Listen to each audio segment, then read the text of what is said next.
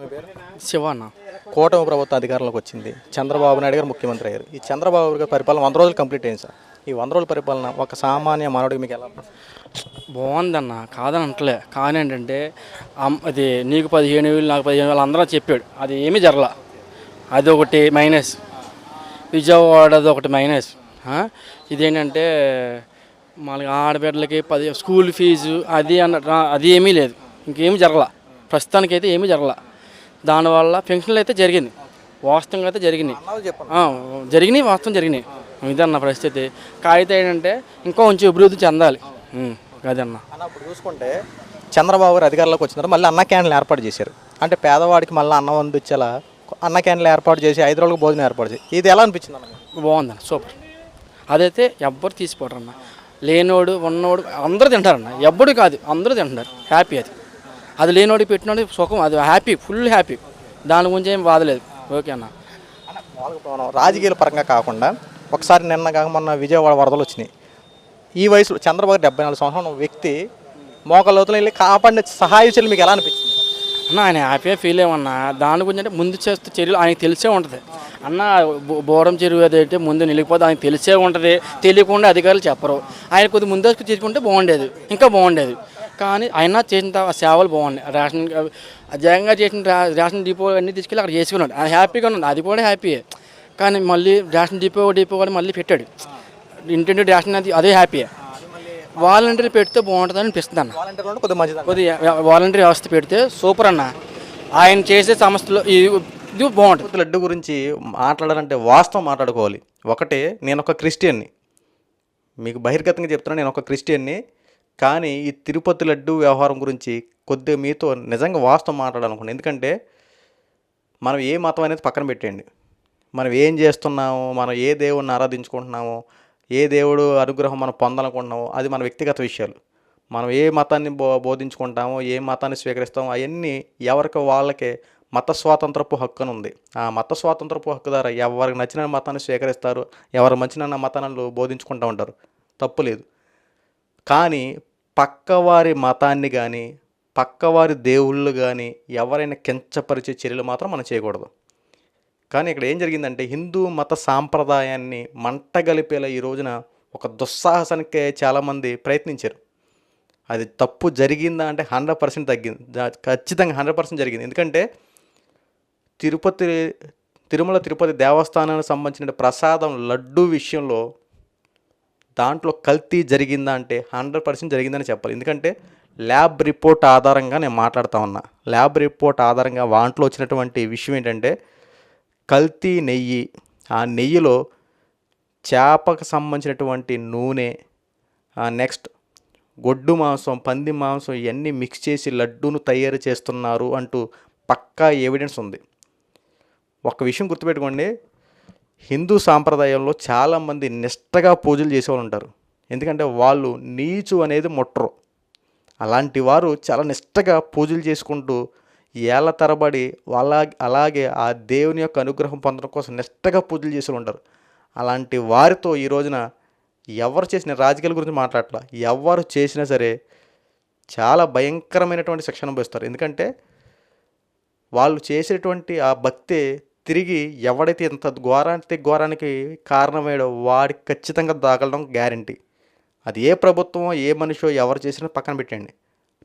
మనం వాస్తవం మాట్లాడుకుంటున్నాం అంతే. ఏంటంటే ఒక హిందూ సాంప్రదాయంలో ఎంత అధ్వానంగా ఇంత దారుణాన్ని వీటిని ఒడిగట్టిన ఎవడైనా సరే ఖచ్చితంగా వాళ్ళు ఎవరైతే హిందువులు ఉన్నారో వాళ్ళు చేసే భక్తే ఈ పనికిమాలిన పని చేసిన వాడికి ఖచ్చితంగా తగులుద్ది.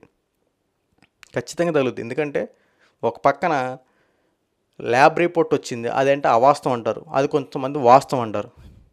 కొంతమంది నేను ఈ రోజున సోషల్ మీడియాలో చాలా మట్టుకు వీడియోలు చూసా.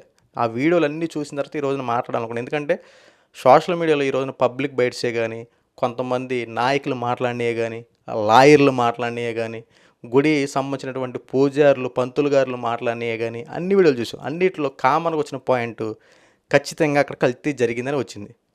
ఒక్క జగన్మోహన్ రెడ్డికి సంబంధించినటువంటి సోషల్ మీడియా వెబ్సైట్లో మాత్రం ఏమవుతుందంటే ఇదంతా ప్రభుత్వం కావాలని బురద జల్లుతున్నారు, కావాలని జగన్మోహన్ రెడ్డి ఇరికిస్తున్నారని చెప్పి కొంతమంది మాట్లాడుతూ ఉన్నారు. ఏది ఏమైనప్పటికీ మెజారిటీ ప్రజలదే కాబట్టి, ప్రజలు మాట్లాడిందే వాస్తవం కాబట్టి, ఆ వాస్తవం బట్టి ఈరోజు మనం తెలుసుకోవాల్సింది ఏంటంటే ఖచ్చితంగా అక్కడ కల్తీ అయితే జరిగింది. నేను నా సోర్సెస్లో కూడా కనుక్కున్నది ఏంటంటే ఆ తిరుమల తిరుపతి దేవస్థానానికి సంబంధించినటువంటి ఆ పరిసర ప్రాంతాల్లో కూడా మేము వెళ్ళి ఈ పబ్లిక్ బైట్స్ తేవడం జరిగింది. ఈ వాళ్ళు కూడా చెప్పింది విషయం ఏంటంటే ఇక్కడ గత 5 సంవత్సరాల ముందు నుండి ఆ ముందు ఏ ప్రభుత్వం ఆధారం కనీసం రాజశేఖర రెడ్డి పరిపాలన దగ్గర నుంచి చూసుకుంటే అక్కడ తిరుమలలో అనేక సమస్యలు లేవనెత్తారు. అక్కడ నుండి చూసుకున్నా సరే జగన్మోహన్ రెడ్డి ప్రభుత్వం వచ్చింది, చంద్రబాబు గారి ప్రభుత్వం వచ్చింది, అప్పుడు రాజశేఖర రెడ్డి ప్రభుత్వం వచ్చింది. ఈ పరిపాలన వచ్చిన తర్వాత జగన్మోహన్ రెడ్డి దగ్గరకు వచ్చిన పరిపాలన దగ్గర నుంచి ఒకసారి చూసుకుంటే అక్కడ లడ్డు సైజు మాత్రం కొద్దిగా తగ్గిందని, ఆ లడ్డు క్వాలిటీ తగ్గిందని, నెక్స్ట్ అక్కడ భోజన వసతులు కూడా చాలా అధ్వానంగా తయారయ్యాయి. రేషన్ బియ్యాన్ని ఏర్పాటు చేయాలి, రేషన్ బియ్యంతో భోజనాలు వండుతున్నారని, అక్కడ క్యూలో నిలబడేటప్పుడు సరైన వసతులు కూడా సరిగ్గా నుంచునేటప్పుడు ఆ తోపులాట్లా జరుగుతున్నాయి. కనీసం ఆ సెక్యూరిటీ సిబ్బంది కూడా సరిగ్గా లేకుండా, చర్యలు తీసుకోకుండా, ఏమీ లేకుండా చాలా అధ్వానంగా గత 5 సంవత్సరాలు ఉండదని చెప్పి ఆ తిరుమల దేవస్థానం సంబంధించినటువంటి భక్తులు ఎవరైతే వస్తున్నారో వాళ్ళే చెప్పిన మాటలు కాకపోతే మన ఛానల్ వీడియోలు కూడా చూడండి ఉంటాయి. ఇంకోటి, ఎవరి నోటంటే అయినా సరే ఖచ్చితంగా అక్కడ మాత్రం కల్తీ జరిగింది, దీంట్లో ఎటువంటి సందేహం లేదు. దీని మీద కనీసం ఎంక్వైరీ వేయండి. ఎంక్వైరీ వేసారు చంద్రబాబు గారు, ఇప్పుడు ఎంక్వైరీ వేసారు, దానిపై రిపోర్ట్లు వచ్చినాయి. ఇంకా దాంట్లో లోతుగా విచారణ జరుపుతూ ఉన్నారు. అసలు ఏం జరుగుతూ ఉంది, దీని వెనక కారణం ఏంటి, దీంట్లో ఉన్నటువంటి గత 5 సంవత్సరాల నుండి ఎక్కడ ఈ నెయ్యిని కొనుగోలు చేసుకొచ్చారో, ఏం జరిగింది, ఏ ల్యాబ్ టెక్నీషియన్ దగ్గర ఎంత ఎంక్వైరీ జరుగుతూ ఉంది, ఎంత నెయ్యిని కొనుక్కొస్తున్నారు, ఎక్కడ దీన్ని తయారు చేస్తున్నారు, ఎవరు దీంట్లో నియమించారు, అప్పట్లో టీడీడీ బోర్డు చైర్మన్ ఉన్నటువంటి వైవి సుబ్బారెడ్డి దగ్గర నుంచి ఎవరెవరిని నియమితులు చేసుకున్నాడు, ఇలా ప్రతిదీ పిన్ టు పిన్ ఎంక్వైరీ చేస్తున్నారు.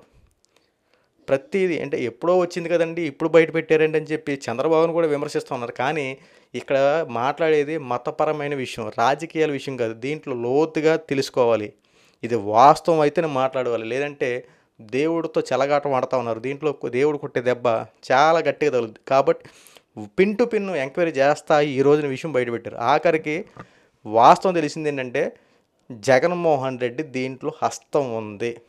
దీనికి ప్రధాన కారణం జగన్మోహన్ రెడ్డి కూడా ఇన్వాల్వ్ అయి ఉన్నాడు.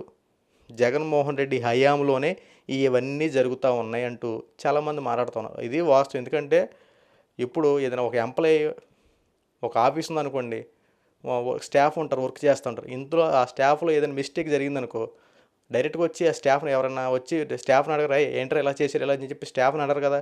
ఎవడరా మీ ఎండీలో ఎరా ఏం చేస్తున్నారా, ఏంటి ఈ విషయాలన్నీ ఏంటి అని చెప్పి ఇలా రాజమని చెప్పి ఎండీని అడుగుతారు కదా. ఇది కూడా అంతే. మీ దగ్గర ఉన్నటువంటి ఎంప్లాయీలు ఇప్పుడు వీళ్ళందరూ మీరు ఏర్పాటు చేసుకున్న ప్రభుత్వంలో మీరు ఎంచుకున్నటువంటి ఉద్యోగస్తులు వీళ్ళందరూ, ఆ ఉద్యోగస్తులు తప్పు చేశారంటే దాని వెనక ఎవరిని అడుగుతారు, ఎండీని అడుగుతారు. అంటే చంద్రబాబు గారు కాకుండా అక్కడ ఉన్నటువంటి అప్పట్లో ఎవరో జగన్మోహన్ రెడ్డిని అడుగుతారు. ఏమయ్యా జగన్మోహన్ రెడ్డి, నువ్వు ఏర్పాటు చేసిన వాళ్ళే కదా, మరి నీకు తెలియకుండా ఉంటుందా, నువ్వు తెలియకుండా ఎంత చేసుకొస్తావు అని చెప్పి జగన్మోహన్ రెడ్డిని అడుగుతారు. ఈ రోజున జరిగే ఇష్యూలన్నీ కూడా జగన్మోహన్ రెడ్డి ఆధ్వర్యంలో జరుగుతూ ఉన్నాయి. ఇందులో ఎటువంటి సందేహం లేదు. డ్యామ్ షూర్గా దీంట్లో ఎంక్వైరీ జరిగిన తర్వాత ఎవరైనా సరే ఖచ్చితంగా శిక్ష అనుభవించాల్సిందే. దీంట్లో ఎటువంటి సందేహం లేదు.